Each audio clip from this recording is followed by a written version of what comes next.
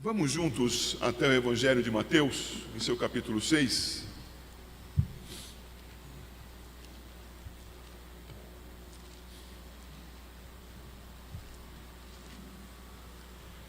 Queridos irmãos, o Evangelho de Mateus, capítulo 6, está bem no meio do Sermão do Monte. E nós temos estudado o Sermão do Monte já por muitos meses. Graças a Deus por sua palavra. Vimos recentemente a respeito das 3 marcas da religião no capítulo 6. A oferta, o cuidado da esmola para aquele que carece, capítulo 6, de 1 a 4. A oração do coração quebrantado diante de Deus, querendo aprender de Deus, sabendo que o Senhor conhece a sua necessidade, feita em secreto. Um modelo da oração que aprendemos dos versos 9 a 13, com as explicações dos versos 14 e 15.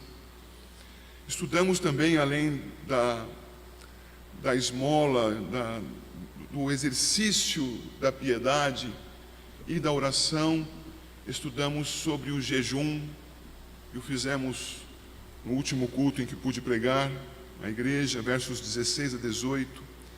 E vemos com isso, irmãos, que a vida religiosa é prática. Vive-se em ação. Embora nós tenhamos muita doutrina nas Escrituras, doutrina que nos fundamenta o que cremos por meio do conhecimento, conhecemos, cremos, vivemos, praticamos aquilo que cremos. Nós temos visto isto por todo o capítulo 5, no Sermão do Monte. Chegamos no 6, vimos essas aplicações, mas o Senhor Jesus vai nos mostrar que as aplicações vão além, e que há algo, uma parte do teu ser, que é essencial para que as aplicações que já foram mencionadas e as que vão além sejam realizadas de modo aceitável diante do Senhor, sempre pela mediação de Cristo. É disso que esse texto que nós vamos ler agora trata. Da onde vem a nossa motivação e com que objetivo ela existe para que nós exerçamos o nosso cristianismo. Por favor, acompanhe a leitura de Mateus 6, do 19 até o 34. Diz assim o nosso Senhor Jesus no registro de Mateus: não acumuleis para vós outros tesouros sobre a terra, onde a traça e a ferrugem corroem, e onde ladrões escavam e roubam. Mas ajuntai para vós outros tesouros no céu, onde traça nem ferrugem corrói, e onde ladrões não escavam nem roubam, porque onde está o teu tesouro, aí está o teu coração. São os olhos a lâmpada do corpo. Se os teus olhos forem bons, todo o teu corpo será luminoso. Se, porém, os teus olhos forem maus, todo o teu corpo estará em trevas. Portanto, caso a luz que em ti há sejam trevas, que grande trevas serão?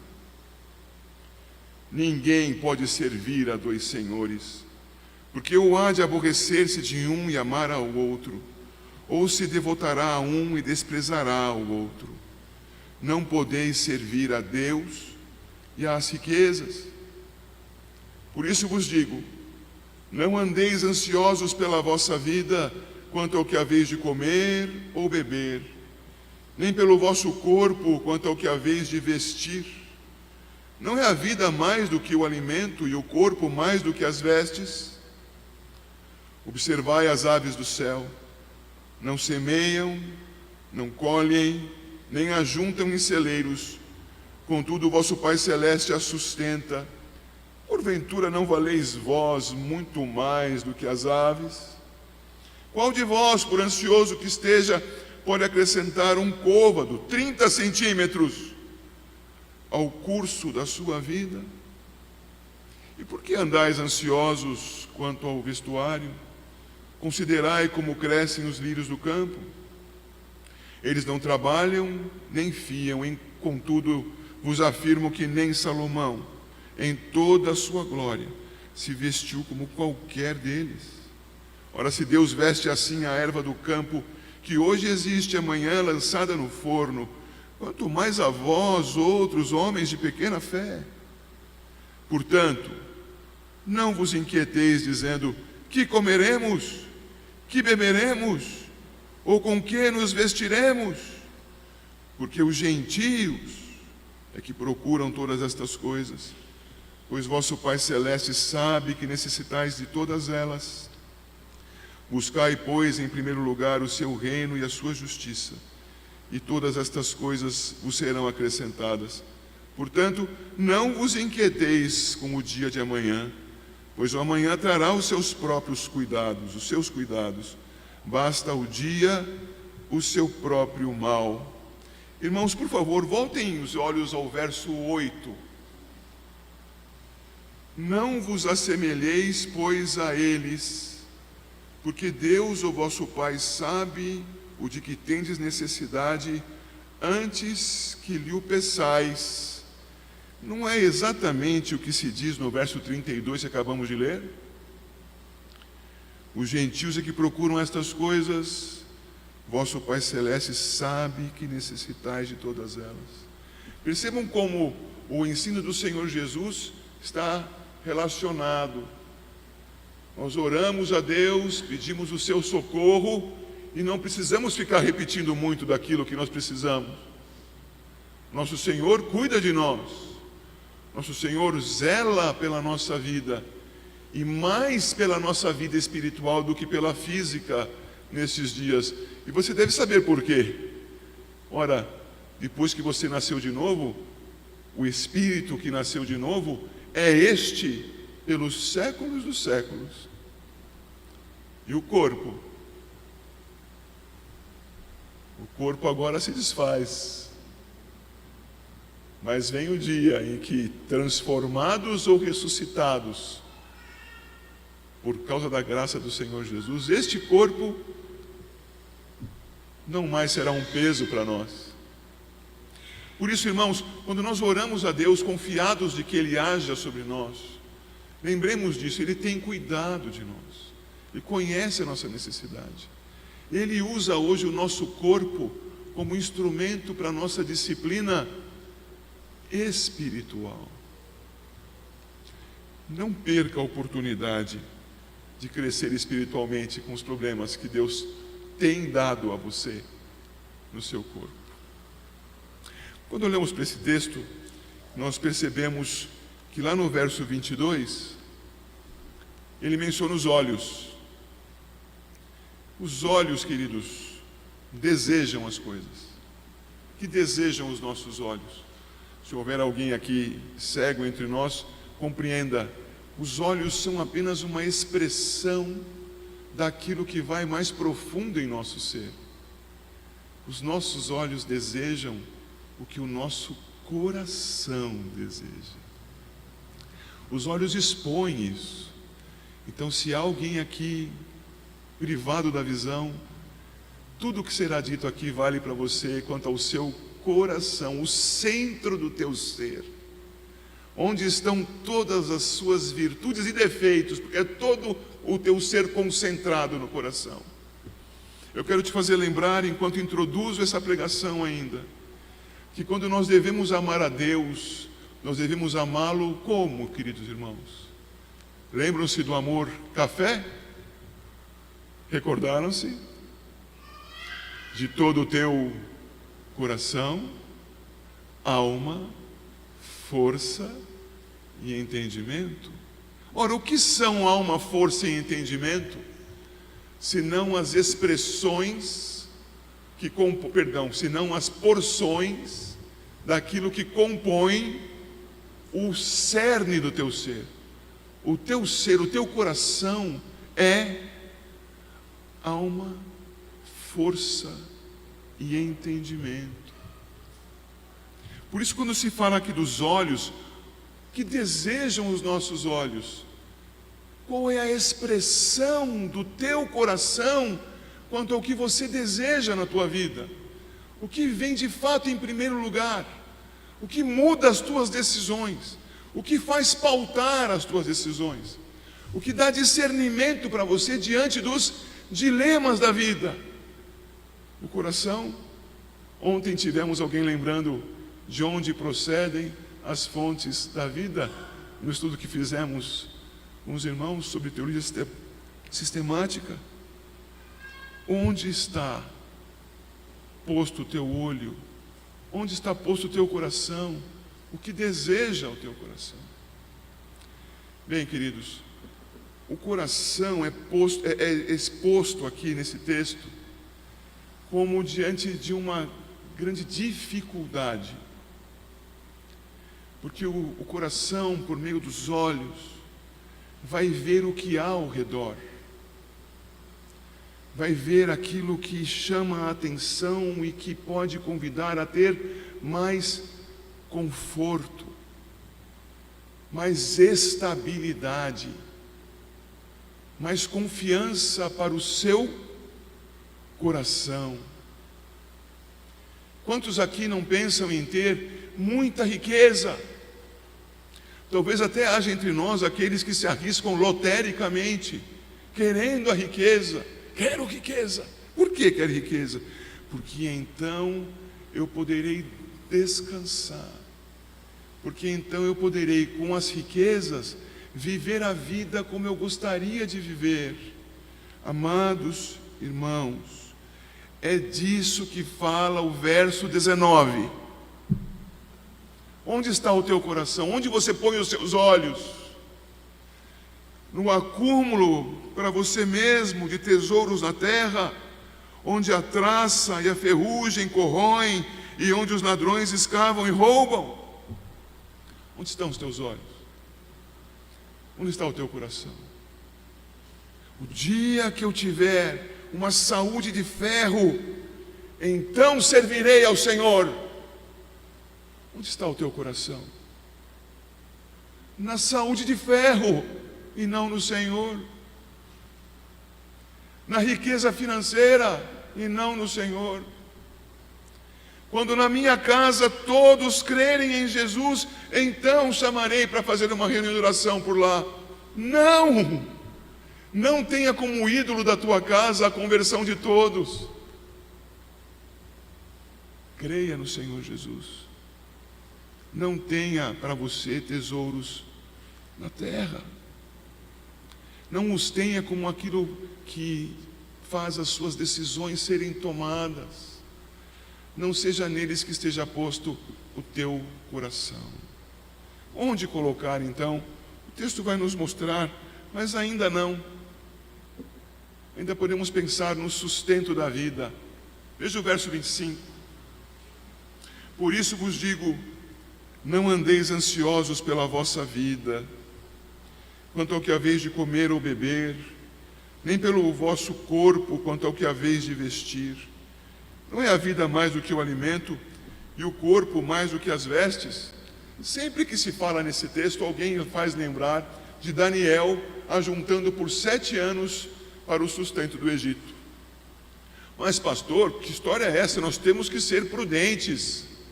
Sim, mas não converta a sua prudência num ídolo.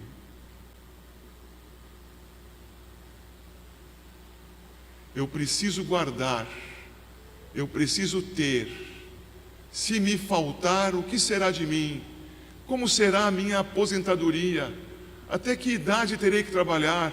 Eu preciso juntar hoje, juntar amanhã, juntar todos os dias. Juntar. Por quê?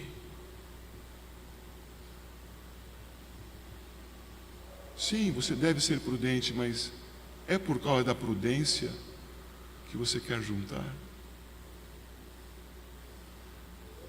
Ou é por causa do versículo 24?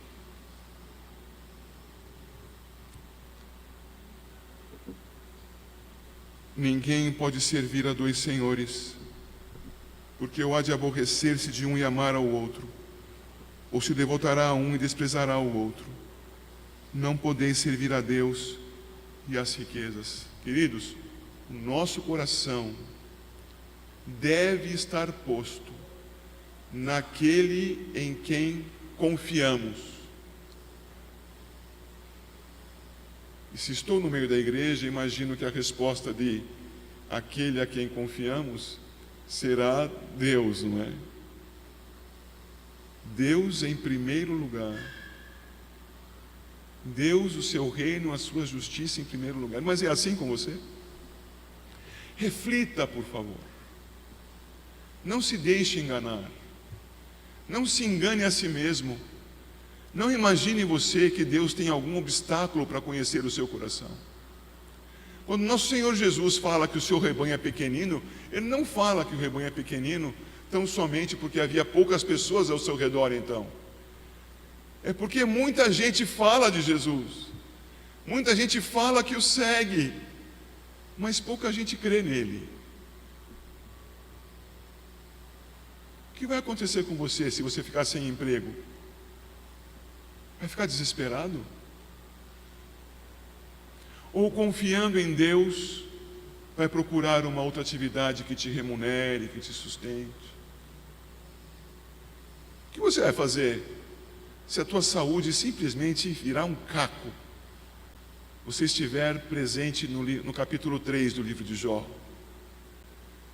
rodeado pelos amigos e enfermo, coçando a sua própria pele com um caco de telha. O que acontecerá com você? Deus te abandonou? Onde está a tua confiança? Nós percebemos em quem confiamos nas crises, mas nós demonstramos em quem confiamos o tempo todo. O tempo todo. Quando nós fazemos as nossas escolhas, irmãos. Não é possível servir a dois senhores. Você serve a Deus, você não serve as riquezas, então. Há uma inversão nessa segunda frase, que precisa estar presente na sua vida. Você serve a Deus, e o que Deus colocar nas tuas mãos são para o serviço dele por meio de você. Não para o acúmulo, não para a tranquilidade futura. Afinal, você confia em Deus? Perceba como isso vai chegar em outros aspectos da nossa vida. Eu não sei quem aqui é dizimista e quem não é. Essa palavra minha não tem endereço definido, ok? Mas os dízimos não são as primícias. Ora, quem dizima das primícias? Sabendo que tem uma porção de compromissos a cumprir ao longo do mês. Quem confia em Deus. O dízimo é um exemplo do que este texto está nos ensinando. O que deseja o seu coração? O meu coração está posto onde? Os meus olhos estão postos onde? Para seguir a ideia do texto em seu verso 22.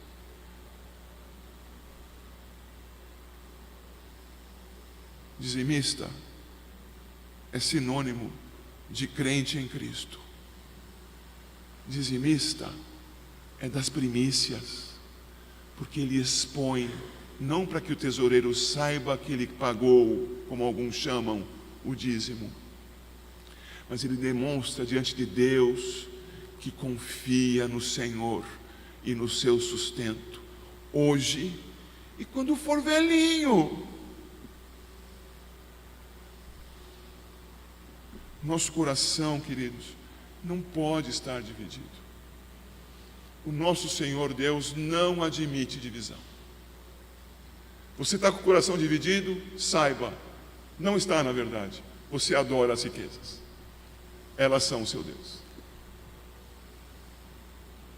Não está dividido? Você sabe que adora as riquezas. Não está dividido porque você adora a Deus e vive para Ele e o serve. Esta é a condição exortada pelo nosso Senhor Jesus aqui. Sem divisões. Então os olhos, queridos, a expressão do desejo do nosso coração será boa, se está em Cristo, se é para Ele, se é para o serviço dele, se é na negação de mim mesmo para segui-lo. Vejam, não estou falando de coisas simples nem da minha própria imaginação. O discípulo não é aquele que arrecada, faz a poupança para viver bem. Não, eu troquei o texto, não é? O discípulo não é aquele que nega a si mesmo, toma dia a dia a sua cruz e segue a Cristo. Como é que nós vamos conjugar essas coisas com o cuidado exacerbado, em primeiro lugar, de nós mesmos, se estamos nos negando? Então, os olhos bons, verso 22, são a lâmpada do corpo, e luminosa lâmpada, não trevas, como diz o verso 23, para que não sejam grandes as trevas. São olhos que iluminam o corpo, porque vem do seu coração o desejo de servir e honrar a Deus, de dar-se para Deus, e aquilo que Deus colocar nas tuas mãos.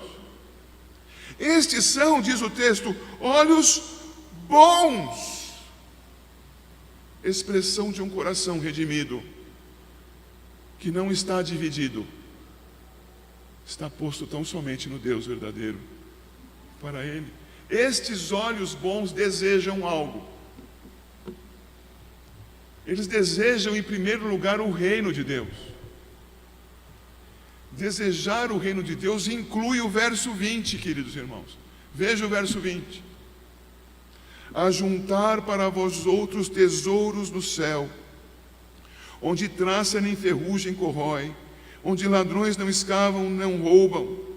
Isto, irmãos, é sinônimo de, verso 33, buscar em primeiro lugar o seu reino e a sua justiça. É a mesma coisa. Quem busca o reino de Deus e a sua justiça em primazia na sua vida, não está preocupado com o dinheiro. Vai trabalhar, porque as Escrituras dizem que quem não trabalha, que não coma. Mas não vai ser a razão da sua existência. A razão da sua existência é o Senhor, é o seu reino, é a sua justiça. Quem vive assim, como no verso 33, está juntando tesouros nos céus. Eu preciso te chamar a consideração. É assim que você tem vivido. A minha intenção não é deixar você nu aqui, não é te constranger nem te envergonhar, mas não pense que Deus não sabe como você tem vivido. Ele sabe muito bem. Você sabe. É assim que você quer continuar vivendo, dividido, desejando os tesouros da terra, preocupado com a manutenção da tua vida? Esta é a primeira cláusula das tuas preocupações matinais?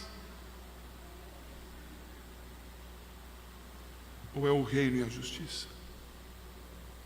Perceba que o nosso Senhor Jesus nos faz perceber que buscar o seu reino e a sua justiça não nos concederá plenitude de riqueza e de bens nessa terra.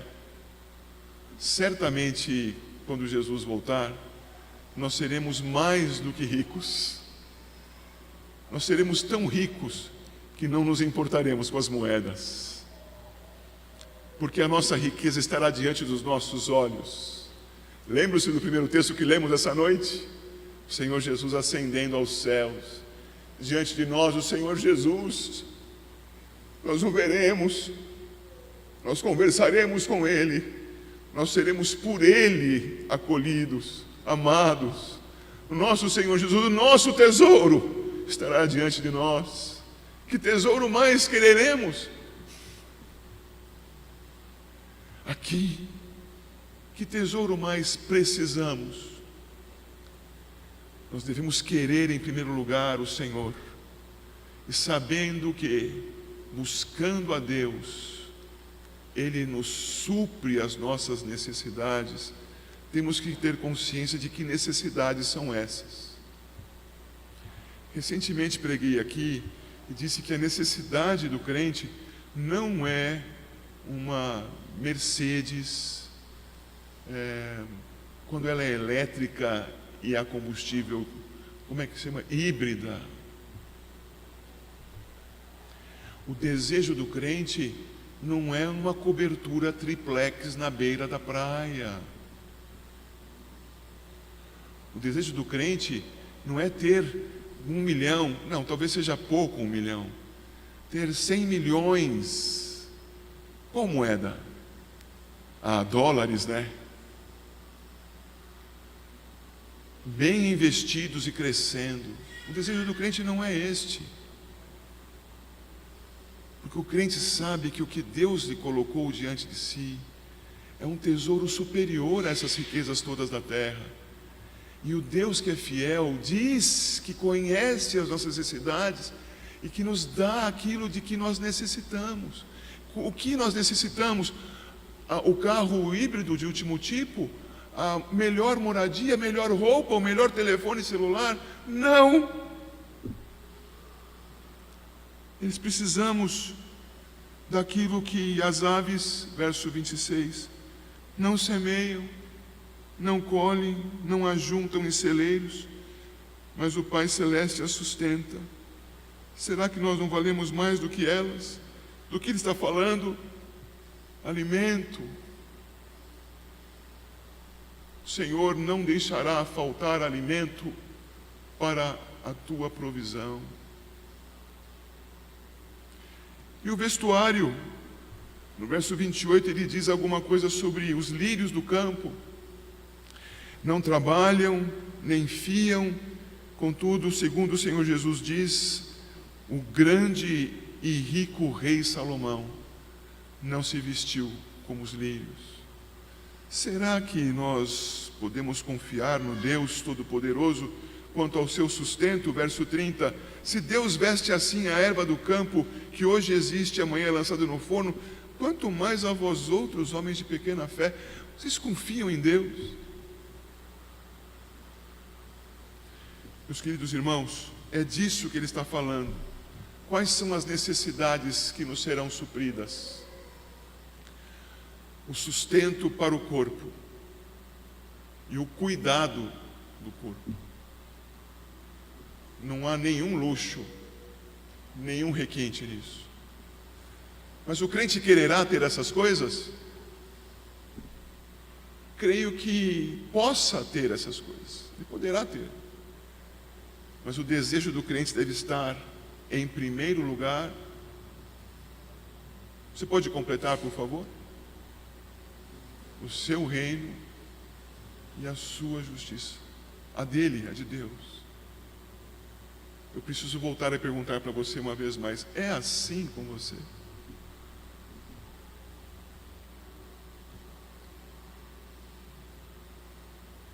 A palavra de Deus fala forte conosco, irmãos. E o nosso Deus não brinca em serviço. E Ele diz claramente: ninguém pode servir a dois senhores. Os nossos tesouros no céu são o buscar o seu reino e a sua justiça. Eu oro a Deus que este seja o seu desejo, discípulo de Cristo. Que sobre isto estejam postos os teus olhos, o reino de Deus e a sua justiça. Que os teus olhos estejam postos aí, porque você tem um Deus, o Deus verdadeiro. Que você crê nele e o segue pela mediação de Cristo, no poder do seu Espírito. Você o faz estudando a sua palavra, crescendo em conhecimento e ao aprender dela, aprendendo quantas farpas há em você e que ainda precisam ser alisadas, corrigidas. Mas eu não me refiro só a seu temperamento, me refiro ao amor que ocupa o primeiro lugar no seu coração.